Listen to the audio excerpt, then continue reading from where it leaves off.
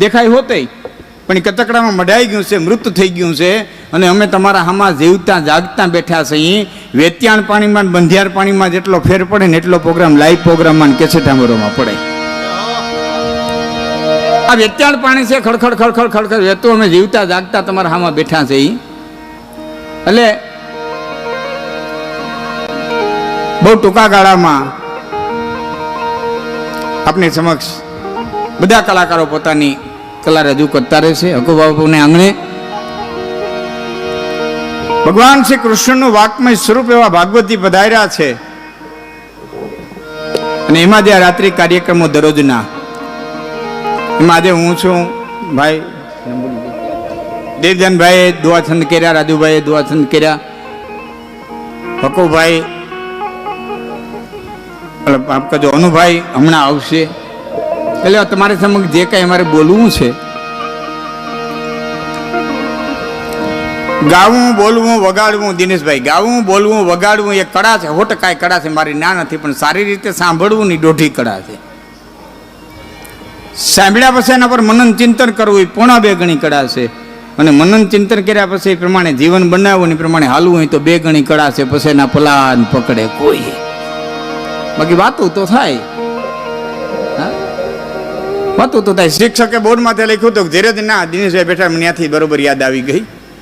શિક્ષકે બોર્ડ માથે લખ્યું હતું ધીરજ ના ફળ મીઠા છે. એમાં આચાર્ય બોલાવ્યા, ક્લાસ છોડીને આચાર્યની ઓફિસમાં ગયા. અટકતાડો છોકરો ચોકલેટ નીચે લખી નાખ્યું હતી, ખાટા છે. મગજ ગયો, ક્યાં ના લઈ કે લખ્યું?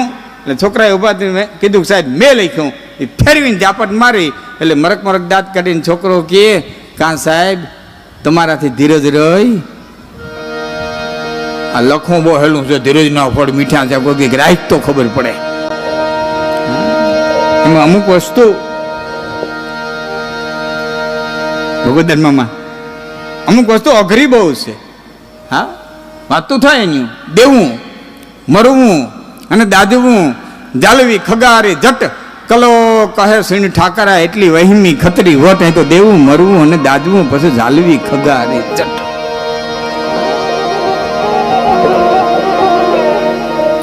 જેને ખોરડે 4 પેઢીના પૂન ભેળા થયા હોય ને એક દાતાર જન્મે, જેને ખોરડે 7 પેઢીના પૂન ભેળા થાય ને એક સુપાત્ર સંત જન્મે, અને જેને ખોરડે 101 પેઢીના પૂન ભેળા થાય તેથી અખીડો બ્રહ્માંડનો માલિક પગલિયું પાડવા માટે થઈ અને આવે. એ તો પેઢી દર પેઢીના પૂન ભેળા કરવા પડે ત્યારે દાતારી આવે, સુરવીરતા આવે, ભક્તિ. બહુનામ જન્માનામ જ્ઞાનમાનામ પ્રભત્ય, તે અનેક જન્મોને અંતે એ વસ્તુ તે પ્રાપ્ત થાય છે. વારા સાહેબ દાયરો મજામાં ને? થોડા અત્યારે બધા જાણીતા ભગામાં છે કે મને ચશ્મા ઓછું ઉદે, બરોબર ને? ઓહો, અમે જશું, અમે બહુ મજા કરી ભેરી. પણ જ્યાં તમને મોજ આવે ત્યાં તાલી પડકારો હોંકારો દેતા રહેજો. થોડી ઘણી વાતો કરવી છે, વાતડીયું વિગતો વાડીયું અને જણ જણ જુજવ્યું, પછી જડા ને જડા માનવી હેડીને બાતડીયું. कटे पद बातन से हटे बेर बातन से दिन वर रात बह जाते हैं बातन से खान पान बातन से सजन मिले और बात कर जानो तो सबको सुहाते बातन से देवी और देवता प्रसन्न होत और बातन की बात में को हैरान हो जाते हैं कहे कवि कांदा सुनो सजन लोग तुम्हें बात कर जानो तो बात करा फात बात करता आवड़े. घणी वखत आखी वार्ता में एक दुओ मजा न होय, घणी वखत आखा दुआ में कड़ी मजा नहीं होय, घणी वखत आखा श्लोकनी मालिको एक चरण मजाનું હોય તો ઘણી વખત આખા ચરણની માલિકો એક શબ્દ મજાનો હોય. એક દાખલો તમને દઉં. મહામુનિ વાલ્મીકે લખે તો કે આખો દિવસ રમેશભાઈ આપની સમક્ષ ખૂબ ભાવ ભક્તિભરી વાતો કરતા હોય એટલે બહુ ગહનતામાં નહીં જાઉં, પણ યાદ આવે એટલે શરૂઆત ત્યાંથી કરું છું. મહાત્માજી વાલ્મીકે લખે કે મહારાણી કૈકેયીની દાસી મંથરા અકારણ અગાસી ઉપર ચડી યદ્રથિયા પ્રાસાદે, આવો શબ્દ લખ્યો. અકારણી અગાસી, એને ખબર નથી અગાસી પર શું કરો જાઉં, કોક બોર્ડ કોક નિયત ખેંચી ગયું. હવે અહીં અકારણ શબ્દ વાલ્મીકે નો લખ્યો તો હું વાંધો હતો? તો અગાસીમાંથી ચડી એટલું લખી નાખ્યું તો મંથરા અગાસી ઉપર ચડી નહીં, સ્પષ્ટ લખ્યું યદ્રથિયા પ્રાસાદે, અકારણ અગાસી ઉપર ચડી. આમાં કૌશલ્યાના દાસી ઉભા હતા. પૂછ્યું બેન કેમ તૈયાર થઈને ઊભી? કે રામ રાજા થાય તને ખબર નથી? એ મોઢું મળી નીચે આવી, પછી હું બન્યું તમારી મારી નજરે સામે છે. અહીં શબ્દ મજાનો લખ્યો, અકારણ અગાસી ઉપર ચડી. જો આટલું કઈ વાલ્મીક છૂટી ગયા, આપણી માથે છોડી દીધો. હવે તો વિચાર કરો, એને કોણ અગાસી ઉપર લઈ ગયું? દશરથનું મોટ લઈ ગયું, કૈકેયીનું વિધવાપણું લઈ ગયું, રાવણનું મોટ લઈ ગયું, મારીચનું મોટ લઈ ગયું, વાલીનું મોટ લઈ ગયું, હનુમાનનું મિલન લઈ ગયું, વિભીષણનું રાજ લઈ ગયું, સબરીની ભક્તિ લઈ ગઈ, કેવટની ભક્તિ લઈ ગઈ, ઋષિઓનું તપ લઈ ગયું. વાલ્મીકે તમારે જેટલું વિચારવું એટલું વિચારો. હું એટલું કહું કે અકારણ અગાસી ઉપર ચડી યદ્રથયા પ્રાસાદે. આખા શ્લોકમાં એક એક શબ્દ મજાનો હોય. ભગત બાપુ લખ્યું, તારા આંગણિયા, દિનેશભાઈ મજાનો શબ્દ, તારા આંગણિયા પૂછીને કોઈ આવે રે આવકારો મીઠો આપજે. આખા ભજનમાં મજાનો શબ્દ છે, તારા આંગણિયા પૂછીને કોઈ આવે. રખડતો રખડતો આવે એમ નહીં, રસ્તામાં ઘર આવ્યું ને ઘરી ગયું એમ નહીં, માગવા નીકળ્યું આવ્યું એમ નહીં. તારા આંગણિયા પૂછીને કોઈ આવે. હવે તમારું આંગણું પૂછીને કઈ આવે? કોઈ પણ વ્યક્તિ એમ કે મારે ફલાણા ભાઈને ઘરે જવું છે, ફલાણા દરબારને ઘરે જવું છે, ફલાણા બાપુને ઘરે જવું છે, એ પૂછતો ક્યારે આવે? ફલાણા કવિરાજને ઘરે જવું છે, એ પૂછતો ક્યારે આવે? તમારું નામ પાંચપતિ ગાવ માથે ગાજતું હોય તો ને, એનું નામ પાંચપતિ ગાવ માથે ગાજતું હોય તો આવે ને. બાકી ઘરમાંથી બાઈને નીકળ્યા પછી ફરિયાનું કૂતરું ભણતું એને સ્માઇલ ન આવે કે અભાગ્યું અહીંયા રહીએ. બાપુ અમુક ના તો ફળિયામાં ચોખા પડ્યા હોય તો ચકલા ને બેઠા બેઠા વાતો કરતા મરી ગયા, પકડવા હાટું થઈને નહીં ખાવ. ચકલાઓને વિશ્વાસ ન હોય, ઈ નો હેઠા ઉતરે. બોલો, એને બી આના ફળિયામાં ચોખા હોય?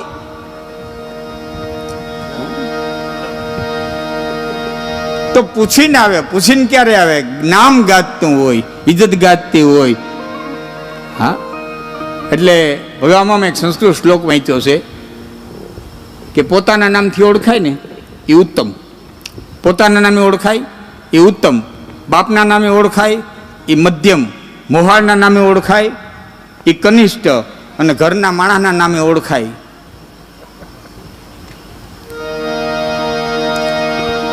પછી તો સંસ્કૃતમાં એ શબ્દ નથી, એને અધમાધમ લખવું પડ્યું. ગામમાં ઘેર્યા પછી પૂછવું પડે કે અભીનો વર ક્યાં રહીએ, ને ત્યાં કોઈ ઘર દેખાડવા આવે.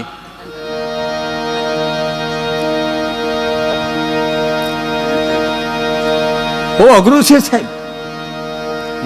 અમારા મહાત્મા બ્રહ્માનંદજી લખે છે કે જાતિની વિદ્યા ધન અરુ યશકો લાભ ન હોય તો વિદુર કહે ધૃતરાષ્ટ્રકુ વંધ્યકાલ હે સોય. આખા દિવસમાં માણસે થોડીક વિદ્યા કમાવી જોઈએ અને કમાવી જોઈએ. વિદ્યા કમાવાનો સમય ન હોય તો ધન કમાવવું જોઈએ. માયા મોટી નાગણી નીંડા પોતાના ખાય ને એમાંથી કોઈ ઉગરે મોટો મણિધર કહેવાય ને, એ બધું સંન્યાસી હાટું છે, સંસારી હાટું નથી. આપણે કમાવવું જોઈએ. ધન છે તો ધર્મ કરી શકશો. શરીરમાંથી ઉતરી બાંધી રખડતા હોય તો શું કરશો? ધન છે તો આવી કથા શું થાય? ધન છે તો આવા જમણવાર થાય. હા, એક ગામમાં કથા બેઠી તો એક ભાઈ કીધું હાલો ને કથા બેઠી છે સાંભળવા જાય, સપ્તાહ પેઢી સાંભળવા જાય. એ કે હું સાંભળવા જાય? મહારાજ હિન્દીમાં વાંચે. એ કે કથા હિન્દીમાં વાંચે, બુંદી ગાંઠિયા થોડા હિન્દીમાં છે. આપણે જેના હાટું જાવું એ મુદ્દો થોડો હિન્દીમાં છે. બધા કથા હાટું જ આવે એવું કઈ હોતું નથી.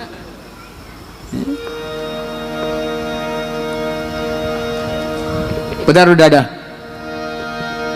વર્ષો જૂના અમારા બધા સંબંધો કોયલાણા બચ્ચુ બાપુ આ હોનબાઈમાં જેને ઘરે પધારતા, માં ભગવતી મરડાથી જેને ઘરે ઓચિંતાના આવતા, એવું પવિત્ર એવું પુનિત ખોરડું. એટલે અમારા બચ્ચુ બાપુનું ખોરડું એમના સુપુત્ર ભગવદાનમાં અહીં ઉપસ્થિત છે. અને એ બચ્ચુ બાપુ જેમના સાસરા છે એવા દાદા પરિવાર ગોભા દાદા, જેને આંગણે હું અનેક વખત જઈ આવ્યો છું. પધારો. ઝાડ ટળે મન મળગડે અને નિર્મળ થાય દે. સંસારની જંજાળ ટળી જાય, મનના મેલ ગળી જાય. ઝાડ ટળે મન મળગડે અને નિર્મળ થાય પછી દે. પણ ભાગ્ય હોય તો ભાગવત આ તો સાંભળીએ શ્રવણે. મહાત્મા શ્રદ્ધાજી કહે છે ભાગ્યમાં નસીબમાં હોય તો ભાગવત સાંભળી શકાય. એવા ભકુભા બાપુ જાડેજાને આંગણે શ્રીમદ ભાગવતી પધાર્યા છે. અને આવા પ્રસંગે અમને યાદ કરે છે. ભાતેલ કથા હતી ત્યારે પણ યાદ કર્યો તો, અહીંયા કથા હતી ત્યારે પણ ગોભા દાદાએ અને ભકુભાઈ બધા યાદ કર્યા. હું ખૂબ મારે હૃદયપૂર્વક એમનો આભાર માનું છું. મારા વક્તવ્યની શરૂઆત ધીમે ધીમે ધીમે ધીમે તમે બધા જરાક સેટલમેન્ટ થઈ જાઓ, અમને સાંભળવા માટે થઈને તૈયાર થઈ જાઓ. અને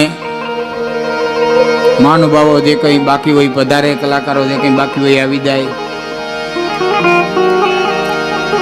તો મારા વક્તવ્યની શરૂઆત પ્રથમ વૈષ્ણવ જો કોઈ હોય તે ભગવાન શિવ છે, જે ગોકુળમાં દર્શન કરવા માટે થઈને આવ્યા હતા. કારણ કે પહેલી ભક્તિનું પહેલું પગથિયું હોય તો એ સંતનો સમાગમ છે. પ્રથમ ભક્તિ સંતન કર સંગા, દૂસરી રતિ મમ કથા પ્રસંગા. ભક્તિનું પહેલું પગથિયું એ સંતનો સમાગમ છે, પછી સત્સંગ છે. પણ બિનું સત્સંગ વિવેક ન હોઈ, અને રામ કૃપા બિનું સુલભ ન સોઈ.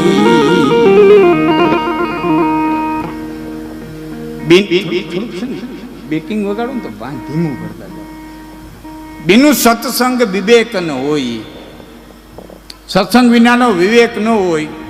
દાદા હવે આ વિવેકની વ્યાખ્યા છે ને હું મારી સાદી ભાષામાં કરી દઉં કે વિવેક એટલે શું. તો સરળ સાદી ભાષામાં તમારી મોટરમાં કાંટો બતાવતો હોય કે આ 4 વ્હીલ છે એ પર કલાક 240 કિલોમીટર હાલ છે. ક્યાં ઊંધી આવે ને 180 ઊંધી આવે, ક્યાં ઊંધી હાલે મને ખબર તો નથી, મને તો આવડતું નથી. 260 ઊંધી આવે ને કે આ તમારું 4 વ્હીલ છે એ પર કલાક 240 કિલોમીટર પર કલાક હાલ છે. કાંટો બતાવે ને હાંકો તો હાલે, મારી ના નથી, એની લેબોરેટરીમાંથી પસાર થઈ ગયું છે, હાંકો તો હાલે પણ હંકાય નહીં, એનું નામ વિવેક. ત્યાં સુધી કાંટો પોતાડી ન દેવાય ને આપણે આપણી કેપેસિટીમાં રહેવાય, એનું નામ વિવેક. વિવેક એટલે લાંબુ નહીં, મારે હું ખાવું હું ન ખાવું, ક્યાં બેહવું ક્યાં ન બેહવું, ક્યાં જવું ક્યાં ન જવું, ક્યાં ઊભવું ક્યાં ન ઊભવું, શું બોલવું શું ન બોલવું, બધું આટલી ખબર પડી જાય. આનું નામ વિવેક. બિનું સત્સંગ વિવેક ન હોય, અને રામ કૃપા બિનું સુલભ ન સોય. પરમાત્માની કૃપા ન હોય તો એ વિવેક આવતો નથી. અને એ પરમાત્માની કૃપા જ્યારે ઉતરે, હા સંતની કૃપા ઉતરે. અહીં તો સંતો પધાર્યા છે ત્યારે આપણે એટલું કહીશ કે આ સમાજનું ઘડતર કરનારા 5 વ્યક્તિઓ, એમાં જો પહેલું કોઈ હોય તો એ માં છે. મહાભારત કાળમાં પ્રશ્ન બહુ ચર્ચાનો હતો અને છેલ્લે ભીષ્મએ કીધું હતું કે પ્રજા એવો રાજા નહીં, જેવો રાજા એવી પ્રજા. યથા રાજા જથા પ્રજા. તો પહેલું પગથિયું હોય તો માં. અને બીજી વાત, આમાં જેટલા યુવાનો બેઠા છે એને કહું કે જે દીકરો પોતાની જનેતાને રાજી ન કરી શકે એની માથે એની કુળદેવી કોઈ દી રાજી ન થાય. ખોડિયાર હોય તે ભલે, પીઠળ હોય તે ભલે, નાગબાઈ હોય તે ભલે, કાગબાઈ હોય તે ભલે. ઉંબરે બેઠી અને રાજી ન કરી હગો તો ડુંગરે બેઠી કોઈ દી રાજી થવા નથી. ખોટા ગિરનારના પગથિયા ઘઉં આવતાય નહીં. શરૂઆત અહીંથી કરો. પહેલું પગથિયું હોય તો માં, બીજો સંત. બાપુ આપણે અહીંયા આપણે બોલાય સતગુરુ દેવ કી જય. નીકળ્યા ગુરુદેવ કી જય કે હું અંધો હતો? સત શબ્દ હું કરવા લગડો પડે? ખાલી ગુરુદેવ કી જય કહી દીધું હું અંધો?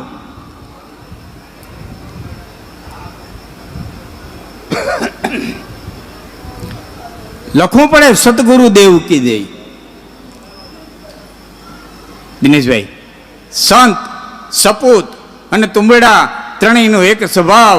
એ તારે પણ બોડે નહીં, અને તાર્યાને માથે ભાવ. સંત, સપૂત અને તુંબડા. આવો અનભાઈ.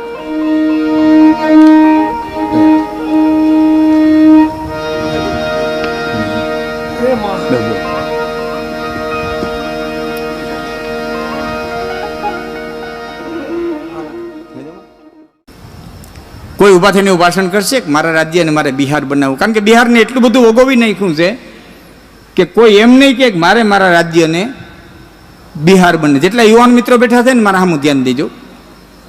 બીજા મહેમાનો તો એ આવતા જાય જતા જાય, જે કંઈ આગ્રહને માન આપીને, બરોબર? જેટલા બેઠા હું જે કહું છું ધ્યાન દેજો. કોઈ એમ નહીં કહે કે મારા રાજ્યને એમ કહે ગુજરાત બનાવવું, બીજા રાજ્યનું નામ લે, પણ મારા રાજ્યને મારે બિહાર બનાવવું એમ કોઈ નહીં કહે. હું આપને એટલું વિનંતી કરું, 2,500 વર્ષ પાછા જાઓ, ફક્ત 2,500 વર્ષ બ્રેકગ્રાઉન્ડમાં જાઓ, 2,500 વર્ષ પાછા હટો, બાપુ આશ્ચર્ય લાગશે. બિહાર એટલે ચંદ્રગુપ્ત મૌર્ય, બિહાર એટલે બિંદુસાર, બિહાર એટલે સમ્રાટ અશોક, બિહાર એટલે ચાણક્ય, બિહાર એટલે નાલંદા વિદ્યાપીઠ, જેમાં ચાણક્ય ભણ્યો, પાછો જેમાં ચાણક્ય પ્રિન્સિપાલ બન્યો. અને જ્યારે ચાણક્ય પ્રિન્સિપાલ બન્યા ત્યારે એ વિદ્યાપીઠની માલિકો 5,000 અધ્યાપક હતા, 5,000 પ્રોફેસર હતા. વિદ્યાર્થીઓની સંખ્યા કેવડી છે? ફરીવાર ગણાવું, બિહાર એટલે ચંદ્રગુપ્ત મૌર્ય, બિહાર એટલે બિંદુસાર, બિહાર એટલે અશોક, બિહાર એટલે નાલંદા, બિહાર એટલે માફ કરી દો ચાણક્ય. હવે આગળ સાંભળજો, બિહાર એટલે ભગવાન બુદ્ધ, બિહાર એટલે ભગવાન મહાવીર સ્વામી. અને એના સાધુએ એટલો વિહાર કર્યો, એટલો વિહાર કર્યો, એટલો વિહાર કર્યો કે આખા રાજ્યનું નામ જ વિહાર પડી ગયું, આખા રાજ્યનું નામ જ બિહાર પડી ગયું. હવે સાંભળો, ભૂતકાળમાંથી આવો વર્તમાન કાળમાં.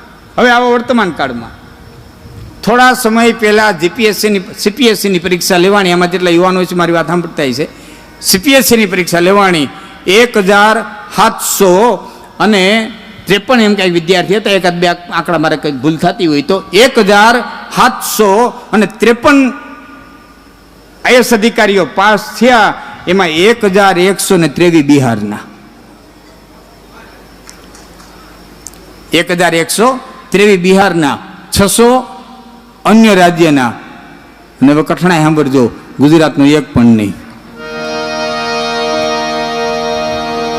ગુજરાતનો એક પણ નહીં. આ વાસ્તવિકતા છે.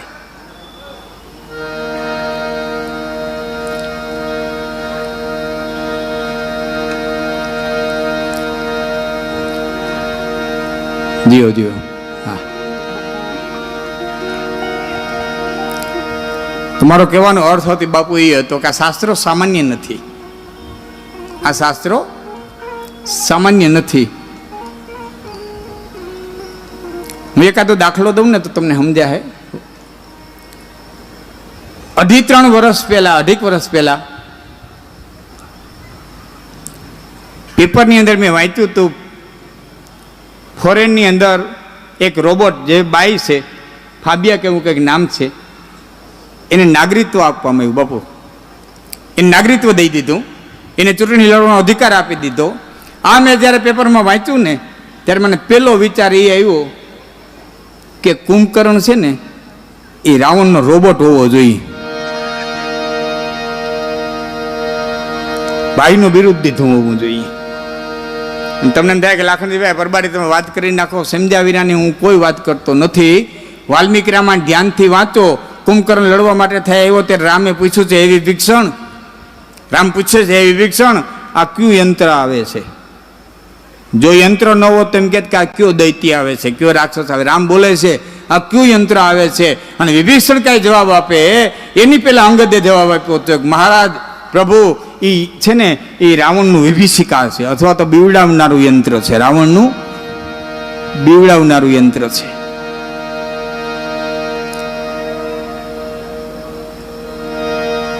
અને હવે સાંભળજો, કુંભકર્ણને બાપુ માર્યો નથી, કાપ્યો છે. વર્ણન વાંચો ને તો પેલા ડાબો હાથ કાપ્યો, જમણો હાથ કાપ્યો, પછી આ પગ કાપ્યો, આ કાપ્યો. લોખંડના પુતરાને 5 નોખા કરવા પડે, કાપવો પડે, મરે નહીં. આ દેશ પાસે જે સાયન્સ હતું, હા, મેકોલ નામના અંગ્રેજે આવીને જે કઈ આ બધું કર્યું છે, તો આજે આપણી તાકાત, આ આપણે જે ઉર્જા, આપણો જે પાવર, એટલે કહેતો હતો કે આપણા શાસ્ત્ર છે ને સામાન્ય નથી, એની ગહનતામાં જવું પડે. આપણને ઉપરથી જે પરતે, આજ તો જો કે મને મારા ભરતભાઈ વાત કરતા હતા, મામા હું ભરતભાઈને ઘરે ગયો આજ ત્યારે વાત કરી કે આજ જે રમેશભાઈ એટલે ભાઈશ્રી આજ જે બોલ્યા છે વ્યાસપીઠની ગરિમા એવી એવી એવી સ્વભાવ્યા. ભરતભાઈ મને કીધું કોઈ વર્ણન ન કરી શકીએ, અને વારંવાર એ કેસેટ લઈ અને સાંભળે જ રાખીએ એવું આદિ વ્યાસપીઠમાંથી બોલ્યા છે. હા, એવા જ્ઞાની પુરુષ. હા, અને એ મહાપુરુષ એટલે આ વસ્તુ છે ને એ સામાન્ય નથી. એટલે કીધું દેવું કઠિન છે, મરવું જાકાજીક બોલે એમાં કાયમ આવી જવું એ એટલું જ કઠિન છે. દાજવું, બીજાનું દુઃખ જોઈ અને દાજવું બહુ કઠિન છે. તો આ સંસ્કારની વાત આવી ને, વચ્ચે એક વાત કરી દઉં. હું સાહિત્યનો એકાદો પ્રસંગ આપણને કહે, પણ મને એક બધું થિયેટ આવો નિર્મમાં ભટ્ટુ સાહેબ મજામાં પધારો પધારો.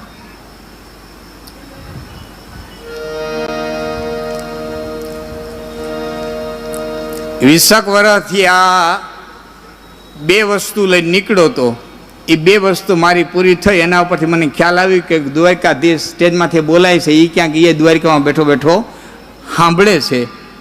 2000 કે 2001 કે 2000ની આજુબાજુ કે એમ જંગી મારો પ્રોગ્રામ, અને એ વખતે મેં એમ કીધું હતું કે જુનાગઢમાં દેવાય બોધનની પ્રતિમા મુકાવી જોઈએ, અને એ 20 વર્ષ પછી મારું સપનું સાકાર થયું.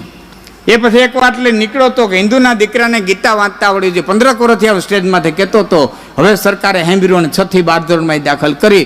છેલ્લા દશક પ્રોગ્રામથી એક વાત લઈને નીકળ્યો છું. એ પહેલાં હું કરી દઉં, પછી નાના કોઈ પ્રસંગ આપણી પાસે રજૂ કરું, અને પછી મારી પ્રખ્યાત જે સ્તુતિ છે એ રજૂ કરે, મા વિશેનો એકાદો ભાવ રજૂ કરે. અને બહુ જરૂરિયાત ન હોય તો ઘડીક વાર રાખી દીધું ને થોડુંક કરી બધું. હા, છેલ્લી 2 વખત થયા હું થોડા પ્રોગ્રામથી એક વાત લઈને નીકળ્યો છું. હમણાં હું લાલપુર બોલ્યો તો, યાદ હોય તો ભટ્ટભાઈ,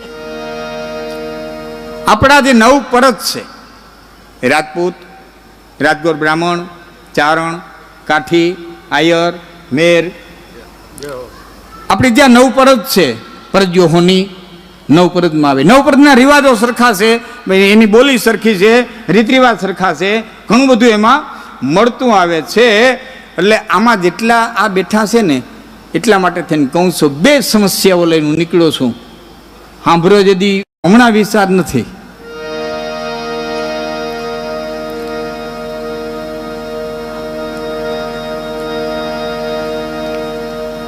પેલા માગું નાખો એટલે હામાવાળા એમ કે અમારો હમણાં વિચાર નથી. અને જેવું નક્કી થઈ જાય એટલે તરત મને શરતો મૂકો. અમારી દીકરી આમ નહીં કરે, મારી દીકરી આમ નહીં કરે, મારી દીકરી આમ નહીં કરે, મારી દીકરી અહીં નહીં રહે, મારી દીકરી અહીં નહીં રહે. તો જેટલા દીકરીના માવતર બેઠા છે એટલા બધાને હું કહું છું કે જે માવતરે દીકરીને શરત કરીને પરણાવી છે ને, દીકરીઓ દુઃખી બહુ થયું છે. જે માવતરે દીકરીઓને શરત કરીને પરણાવી છે ને, એ દીકરીઓ દુઃખી બહુ થયું છે. 2-3 દાખલા દઉં.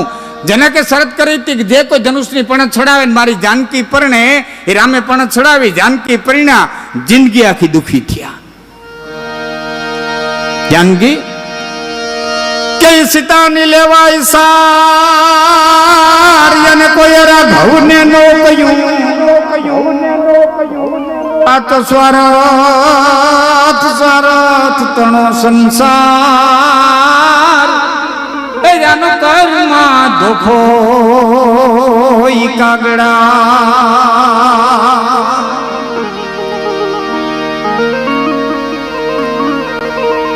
સીતાની લેવા સાર અને કોઈએ રાઘવને નો કહ્યું.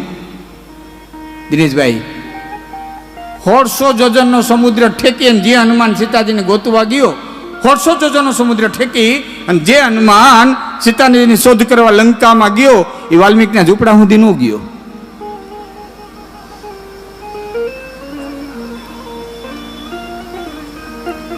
પધારો.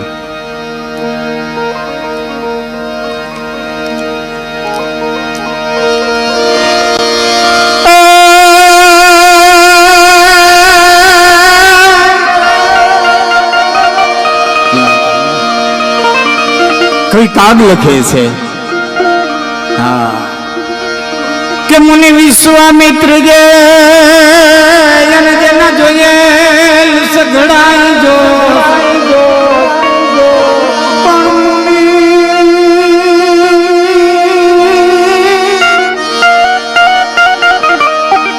મુનિ વિશ્વામિત્ર જે પણ જોઈએ સઘળાઈ જો,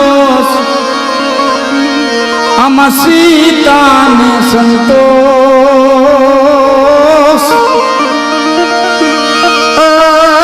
પછી કોઈ દિન આવ્યો ઈ કાગડા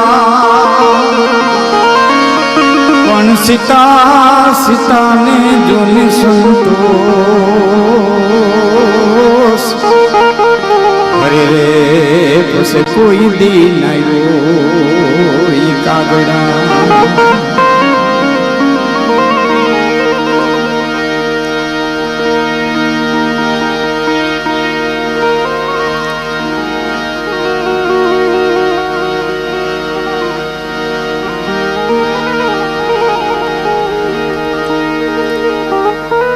તો મારી જે વાત ચાલતી હતી, વાતનો પહેલો મુદ્દો, જનકે દીકરીને શરત કરીને પરણાવી, આખી જિંદગી દુખી થઈ.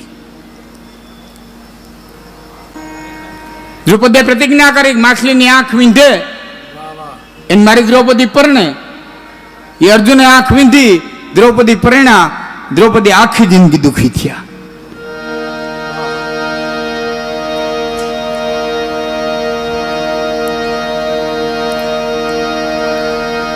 દમયંતીના બાપે પ્રતિજ્ઞા કરી હતી જેની માથે હંસલી કળશ ઢોળે એને મારી દીકરી પરણે.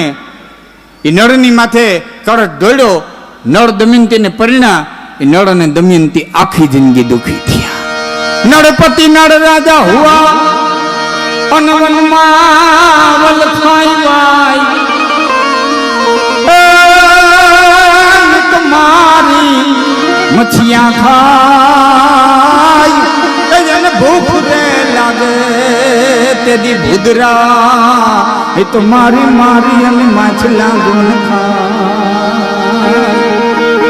એને ભૂખ રે લાગે તેદી ભૂદરા. નળપતિ નળ રાજા હુઆ અને વનમાં વલખા વાય આ તો મારીને મચ્છિયા ખાય એને ભૂખ લાગે તેદી ભૂદરા.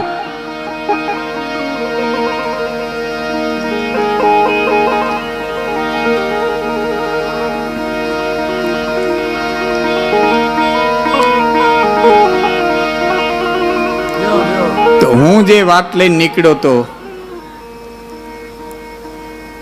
એ મારે જે તમારા સામે મૂકવી હતી, બે વાતો. એમાંની એક કે દીકરીને કોઈ દી શરત કરી અને પરણાવવી નહીં.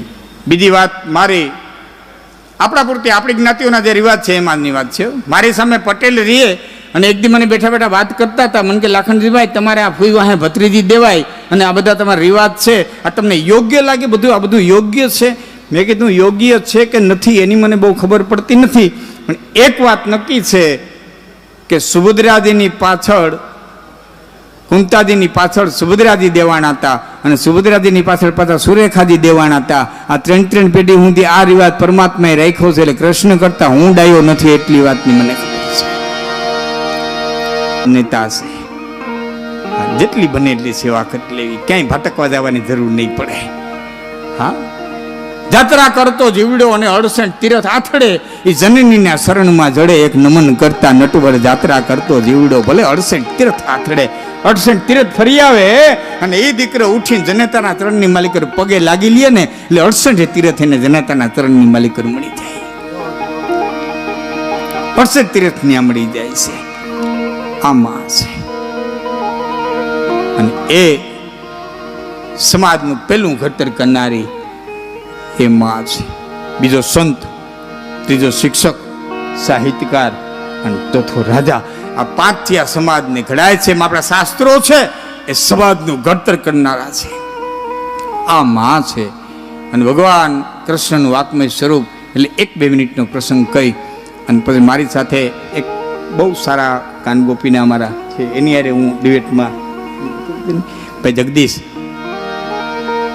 એક અમે કીર્તન હારે લઈને પછી મારા શબ્દોને હું પૂર્ણાહુતિ આપીશ. પણ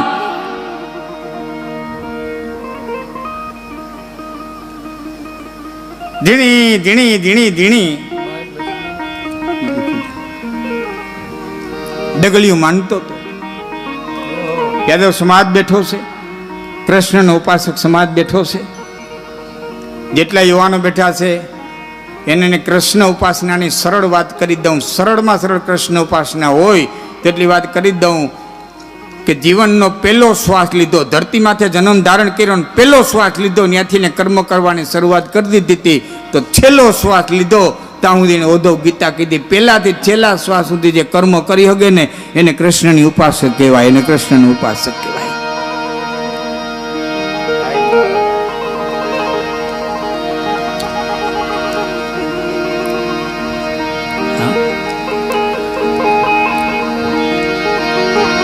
અને એ કૃષ્ણ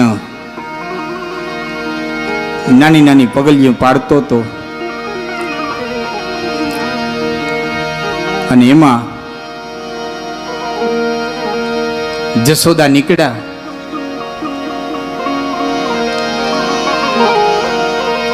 હાડલાનો છેડો પકડી અને કૃષ્ણે જશોદાને એટલું કીધું, માં ઉભી રહે ને, મારે તને એક વાત કેવી છે. એટલે જશોદાએ કીધું, કૃષ્ણ હવારથી હાન પડે ને ત્યાં સુધી ગોકુળમાં તારી જ વાતું થાય, તારા સિવાય કોઈ વાતું થતી નથી ને વાતું સાંભળી સાંભળી મારા કાન ફૂટી ગયા છે. માં એક ઘડી કૂપને નકર પછી પછતાય છો, મારે તેને એક વાત કેવી છે. એટલે જશોદાએ કીધું, પણ મારે ઘણા કામ છે માં, ઘડી કૂપને એક વાત કેવી છે. એ થાંભલીને આટો મારીને આવ્યો, જશોદાનો હાડલો પકડી લીધો, ઘડી કૂપને મારે તને એક વાત કેવી છે. કે શું કેવી છે બોલ. અને તેથી કૃષ્ણે જશોદાના સામે નજર નાખી, એક નજર ધરતીમાંથી નાખી, અને કૃષ્ણ એટલું બોલ્યો, માં કાલ ગોકુળ છોડી દઉં છું. એ કે હે, જેમ મીણની પૂતળી ભાંગે એમ જશોદા ભાંગી ગયા. ખેંચી લીધો, ખોળામાં બેહાડી લીધો, અને એટલું પૂછ્યું, કૃષ્ણ શું વાત કરે છે. માં કાકા અક્રૂરનો રથ મથુરાથી રવાના થઈ ગયો છે, કાલે ગોકુળ છોડી અને વયો જઈશ. અને રથડો જદી આવ્યો, ગોકુળ હામ હામું ભટકાવા માંડ્યું, કૃષ્ણ જાય છે, કૃષ્ણ જાય છે, કૃષ્ણ જાય છે.